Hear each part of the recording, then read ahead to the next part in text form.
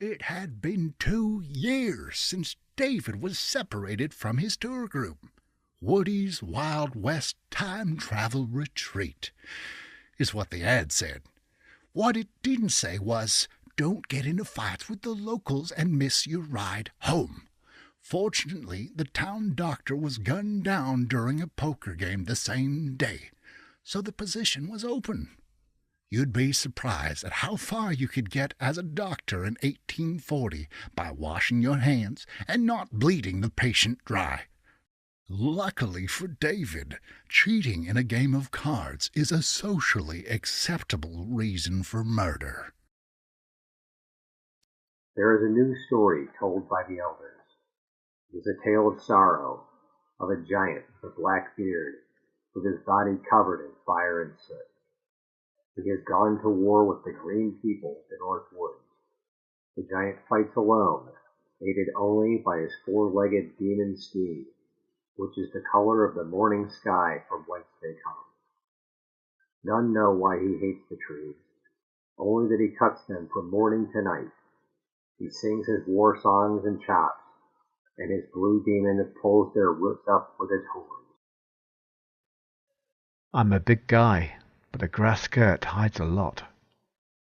The Bukaki-Miley leaf headband is skillfully fitted, as are leaf bands around my ankles and wrists.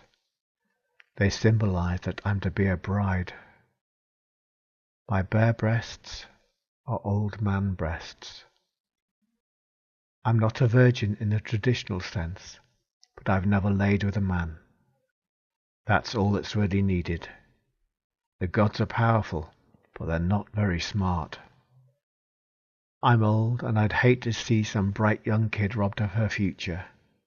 So I walked to the edge and looked down into the volcano.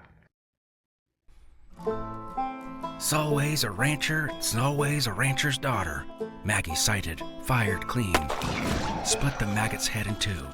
"Now get," she hissed. Little girl. The runaway daughter, just a slip of a subimago, looked confused, dripping in ichor. Grease quick, a mayfly swooped and hooked the girl around her prothorax, lofting her mucosa bound. "Fuck, maggot! That's my month's salary!" Maggie roared uselessly. They were already pinpricks in the air, wing beats from returning the runaway to her rich daddy. Bottom side quivered. Maggie reloaded and brazened the worm rising from the ulcer. "No good deed, etc.," she groaned to herself. "And angry natives to boot." In a driver's wheel, his body was never found. Rain patters my copper back and forms a puddle reflecting my rusty limbs, which creak as I dig with metal hands. The pit deepens, and I toss ex-master's corpse within. I open the coffin he'd unearthed, the one I hid in the crevice of his pasture, the one where I'd stashed mechanical parts clad in human skin. They took 10 years to build. I unscrew my limbs, screw new ones in. Now I'm no robot, but an android in sheriff's skin. In the puddle, I witness my new reflection.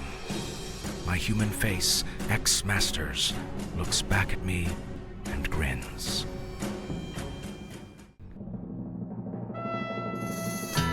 "That horse of yours don't look right, Maggie," Lewis said, reining in his own to a halt. Maggie dismounted. Ignoring him, she picked through the short grass with the tip of her boot. "Your horse." "What?" said Maggie, then kneeling to comb through the weeds. I said, your horse. I heard you the first time, you nag. I got her cheap." She stood, flicking burrs off the eyeball she recovered. She popped it back in the horse's socket. "Besides, this is only her third life." She teasingly poked a finger through the hole in Lewis's temple. "And you're already on your fourth."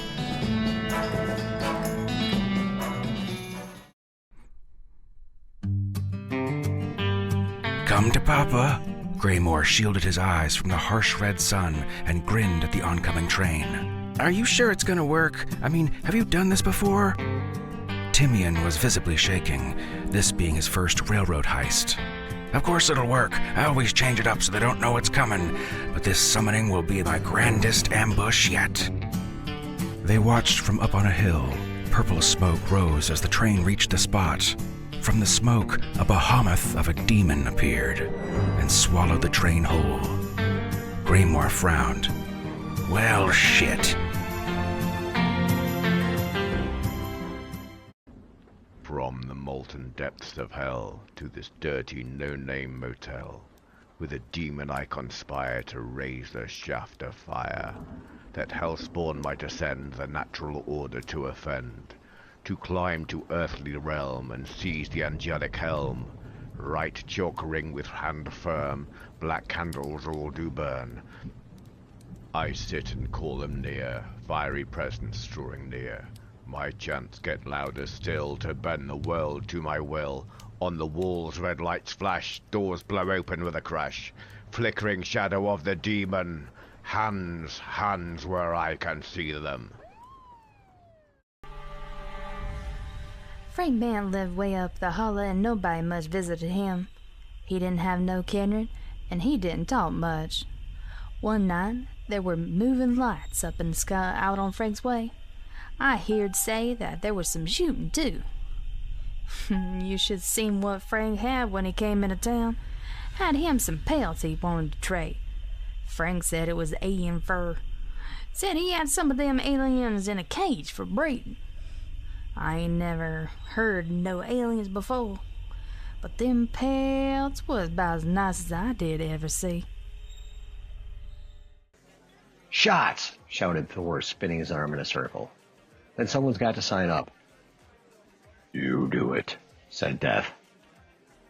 I went last time. You guys made me sing that Luftballon song because it's German. Don't look at me, Chernobog scowled. They don't have any of my beautiful Slavic songs. Thor and Chernobog looked at Death. It's your turn. I'm not singing. You had the voice, said Thor. Voice, voice, voice. Chernobog smacked the table each time. Fine. Order more beer when the shots arrive. In a swirl of black, Death approached the DJ. What do you have? By Barry White. She prepares the toys, the reindeer, and the cookies on the eve of his departure, and in secret she weaves evergreen boughs in loops and steeps holly berries in hot reindeer milk. When ancient magic lifts his sleigh into the forever night sky, his booming voice echoes around the pole. The elves are busying themselves cleaning the arcane machines in the factory. As she brings the elves a warm, bitter draught, they do not notice the lingering aftertaste.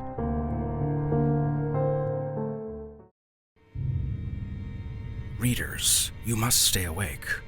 Filth is being smeared upon our eyes nightly, and the powers that be are selling it as dreams. Our pain comes from one man. I intend to free us from his tyranny. It may be the end for me, but you will be saved. I haven't slept for weeks now. This has strengthened my will to strike down the evil that plagues us. I will lie in wait tonight, ready to destroy the bringer of our torment. This is my message to our oppressor. I'll sleep when you're dead. Yes, Mr. Sandman, when you're dead.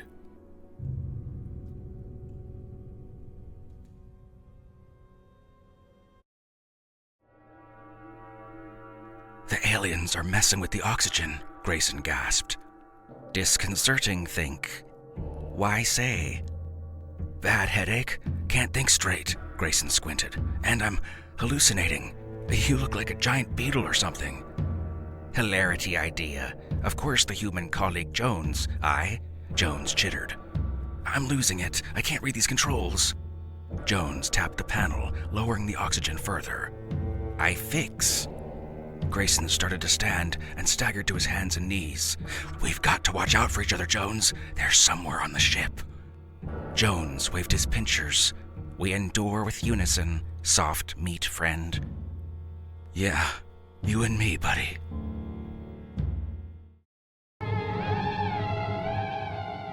Rocky stood awkwardly, shifting his weight from one hip to the other. Nervous about the approaching interaction, he became hyper-aware of his posture.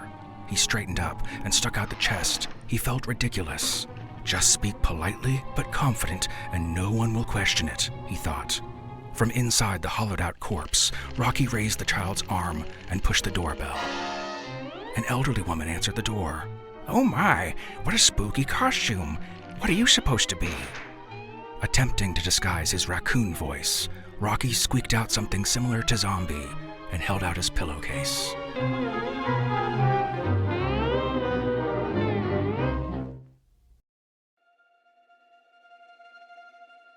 If you ever discover a big wooden chest full of Spanish doubloons or sparkling gems, don't stop to ask questions. Rush over greedily before someone else notices. Ignore the golden coins lining the lid, glinting at your approach that look nothing like cruel gnashing teeth. Don't worry about the leathery cushion resembling a wine-stained tongue. It's soft. Tumble into that rune-carved box. Sprawl among the bubbling pearls. Picture an extravagant future. Focus on yourself and what you deserve, to dissolve in stomach acid. When the lid snaps shut, do whatever you like, but most of my meals choose to scream.